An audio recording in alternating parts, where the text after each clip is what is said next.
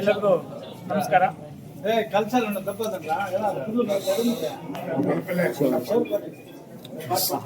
ಈ ದಿನ ರಥಸಪ್ತಮಿ ದಿನದ ಎಲ್ಲರಿಗೂ ಶುಭಾಶಯಗಳು. ನಾವು ಮುಳಬಾಗಿಲು ತಾಲೂಕಿನ ಕುಂಬಾರಪಾಳ್ಯದಲ್ಲಿರುವಂತಹ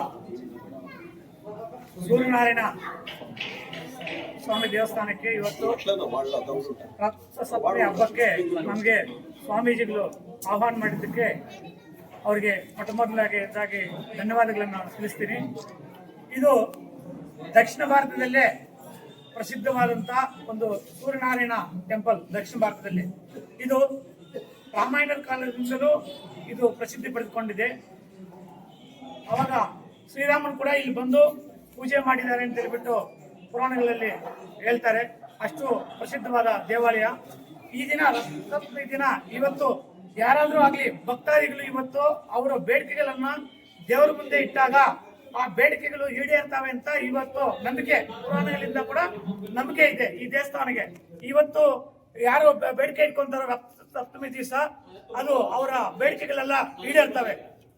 ಅವರು ಕನಸುಗಳಿರ್ತವೆ. ಒಬ್ಬರಿಗೆ ಏನಾದ್ರು ಆರೋಗ್ಯದಲ್ಲಿ ಪ್ರಾಬ್ಲಮ್ ಇರೋದು, ಅಭಿವೃದ್ಧಿ ವಿಷಯದಲ್ಲಿ ಪ್ರಾಬ್ಲಮ್ ಇರೋದು, ಮದುವೆ ವಿಷಯದಲ್ಲಿ ಪ್ರಾಬ್ಲಮ್ ಇರೋದು, ನಾನಾ ವಿಷಯ ಪ್ರಾಬ್ಲಮ್, ಜನಗಳಿಗೆ ನಾನಾ ವಿಷಯಗಳು ಪ್ರಾಬ್ಲಮ್ ಇರ್ತವೆ. ಅಂತ ಕೋರಿಕೆಗಳನ್ನು ಇವತ್ತು ಇಟ್ಕೊಂಡ್ರೆ ಅವ್ರಿಗೆ ಒಳ್ಳೇದಾಗುತ್ತೆ ಅಂತ ಮೊದಲಿದ್ದು ಪರಂಪರೆಯಾಗಿ ನಡ್ಕೊಂಡು ಬಂದಿರುವಂತ ದಿನ ಇವತ್ತು.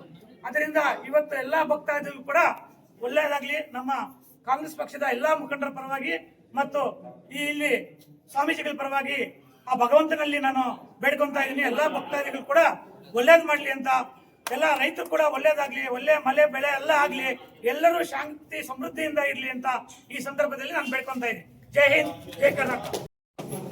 ನಗರದಲ್ಲಿರ್ತಕ್ಕಂಥ ಸೂರ್ಯನಾರಾಯಣ ಸ್ವಾಮಿ ದೇವಸ್ಥಾನದ 8ನೇ ವರ್ಷದ ವಾರ್ಷಿಕೋತ್ಸವ ತುಂಬಾ ವಿಜೃಂಭಣೆಯಾಗಿ ನಡೀತಾ ಇದೆ. ಬೆಳಗ್ಗೆಯಿಂದಲೂ ಸುಮಾರು ಅನೇಕ ದೈವ ಕಾರ್ಯಗಳು, ಪೂಜೆ ಪುನಸ್ಕಾರ ಕಾರ್ಯಗಳು ನಡೀತಾ ಬಂದಿದೆ.